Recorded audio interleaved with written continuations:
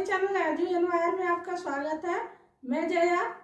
हम लोग अब तक प्रागैतिहासिक काल के खंड प्रथम को पढ़ चुके हैं और प्रथम खंड में हमने पाषाण काल को देखा था, अर्थात पाषाण काल और पाषाण काल का विभाजन पूरा पाषाण काल, मध्य पाषाण काल तथा नव पाषाण काल के रूप में हमने उसके विभाजन को पढ़ लिया था और वहां से क्या क्या मुख्य रूप से प्रश्न पूछे जाते तथा वहां से मुख्य बिंदु क्या थे उनको हमने देख लिया था। और आज के इस टॉपिक में हम लोग देखेंगे आदि ऐतिहासिक काल को तथा ताम्र पाषाण काल को। आदि ऐतिहासिक काल वह काल है जिस काल में मनुष्य के पास लिखित साक्ष्य तो थे लेकिन हम उसको पढ़ नहीं सके क्योंकि हमें उनकी लिपियों का पूर्ण ज्ञान नहीं था। अर्थात आदि ऐतिहासिक काल वह काल है जबकि लिखित और पुरातात्विक दोनों प्रकार के साक्ष्य उपलब्ध हैं लेकिन हम उनकी लिपि को पूर्ण रूप से नहीं पढ़ पाए हैं। ऐसे काल को हम आदि ऐतिहासिक काल कहते हैं। आदि ऐतिहासिक काल में अगर बात करेंगे तो सिंधु सभ्यता भी आदि ऐतिहासिक सभ्यता ही है। उस समय जो भी लिखित साक्ष्य प्राप्त हुए वो पढ़े नहीं जा सके हैं। तो यहाँ पे हम सिंधु घाटी सभ्यता या हड़प्पा सभ्यता के विषय में ज्यादा जानकारी नहीं लेंगे क्योंकि जब नेक्स्ट चैप्टर पढ़ेंगे तो सिंधु घाटी सभ्यता वहां पर देखेंगे। अभी हम सिर्फ यहाँ से ये चीजें देखेंगे कि यहाँ से क्या प्रश्न बन सकते हैं और यहाँ से मूल बिंदु क्या क्या आएंगे। तो आदि ऐतिहासिक काल में मनुष्य को धातु संबंधी ज्ञान पूर्ण रूप से हो गया था, यानी धातुओं का किस प्रकार से प्रयोग किया जाता है। तो आदि ऐतिहासिक काल से प्राप्त औजार, उपकरण तथा बर्तन आदि धातुओं से निर्मित थे जिस कारण इस सभ्यता को यानी इस काल को हम आदि ऐतिहासिक काल को धातु काल के नाम से भी जानते हैं। और इसका जो सबसे अच्छा उदाहरण है वो हड़प्पा सभ्यता है, हड़प्पा संस्कृति, जहाँ पे आप जानते हैं कि हड़प्पा कैसी संस्कृति थी। तो कांस्ययुगीन सभ्यता थी ये।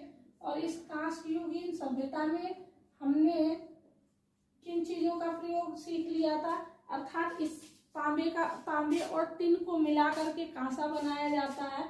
अर्थात उस समय हड़प्पा संस्कृति के लोग अच्छे से धातु को मिलाना जानते थे और इसको सही अनुपात में किस प्रकार मिला करके कांसा निर्मित किया जाता है और किस प्रकार धातुओं को और कठोर बना करके औजारों के रूप में, उपकरणों के रूप में तथा बर्तनों के रूप में इसके बहुत सारे साक्ष्य प्राप्त हुए हैं। ठीक है, तो हड़प्पा संस्कृति आदि ऐतिहासिक संस्कृति का उदाहरण है। और यहाँ पे जो मृदभांड प्राप्त हुए हैं वो गैरिक मृदभांड या कृष्ण लोहित मृदभांड कहे जाते हैं। ठीक है, आगे बढ़े और देखेंगे ताम्र पाषाण काल को।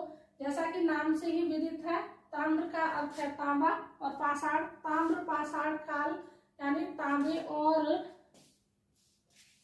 पत्थरों से निर्मित औजार यहाँ पे प्राप्त होंगे। मूल रूप से ये पाषाण काल के भाग है, इसलिए हम यहाँ पे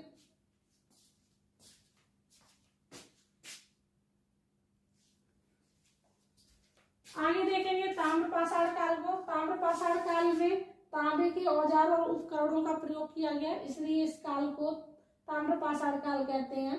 और तांबे के प्रयोग के जो साक्ष्य हैं वो लगभग 5000 ईसा पूर्व से प्राप्त होते हैं। ताम्र पाषाण कालीन संस्कृतियां ग्रामीण संस्कृतियां थी। ठीक है, यहाँ से यही क्वेश्चन बनेंगे, बहुत डीपली क्वेश्चन यहाँ से नहीं बनेंगे। आगे देखिए, ताम्र पाषाण काल की प्रमुख संस्कृतियों में से हम इनको 4 भागों में बांटकर पढ़ते हैं। इसके प्रथम भाग को बनास या आहार संस्कृति जो कि राजस्थान के क्षेत्रों में फैली हुई थी, तथा कायथा संस्कृति जो मध्य प्रदेश के क्षेत्रों में, व जोरवे संस्कृति जो महाराष्ट्र में, तथा मालवा संस्कृति, मालवा तो आप जानते ही मध्य प्रदेश का ही भाग है, यानी उज्जैन और इंदौर वाली जो बेल्ट है उसी बेल्ट को हम मालवा के नाम से जानते हैं। तो ये भी भाग जो है किसका पार्ट होगा, मध्य प्रदेश का। ठीक है, तो आइए इसको आगे देखते हैं। बनास या आहार संस्कृति जो कि किन क्षेत्रों में फैली हुई थी, राजस्थान के क्षेत्रों में। और यहाँ से ये आहार का यहाँ के जो प्रमुख स्थल है आहार, बालाथल तथा गिलुंद है। ठीक है, आहार को हम ताम्रवती के नाम से भी जानते हैं और इसका जो कालक्रम है वो 2100 से 1500 ईसा पूर्व में इसका कालक्रम निर्धारण किया गया। ठीक है। अहाड़ संस्कृति से जो भवन प्राप्त हुए हैं वे पत्थर से निर्मित भवन थे। आज भी राजस्थान के बहुत सारे क्षेत्रों में पत्थर से निर्मित भवन आपको देखने के लिए मिल जाएंगे। यहाँ का स्थानीय केंद्र गिलुंद था तथा यहाँ से जो प्रमुख चीजें प्राप्त हुई हैं, वस्तुएं क्या क्या, चूड़ियां, कुल्हाड़ी तथा चादरें प्राप्त हुई हैं। ठीक है। तांबे की चूड़ियां, कुल्हाड़ी और चादरें। आगे बढ़ेंगे और देखेंगे कायथा संस्कृति जो मध्य प्रदेश के क्षेत्रों में फैली हुई थी। और कायथा संस्कृति के प्रमुख स्थल कायथा और एरड़ हैं। और ये एरड़ बहुत ही प्रसिद्ध है अपने सती प्रथा के अभिलेखीय साक्ष्य के लिए, क्योंकि एरड़ से ही प्रथम सती प्रथा का अभिलेखीय साक्ष्य प्राप्त होता है। ठीक है। यहाँ से स्टेटाइट व कॉर्नेलियन के जो है हार प्राप्त हुए हैं तथा सती प्रथा का प्रथम अभिलेखीय साक्ष्य एरड़। तो इसको एरड़ को ध्यान रखिएगा, ये बहुत ही महत्वपूर्ण है क्योंकि सती प्रथा से बहुत सारे क्वेश्चन बनते रहते हैं।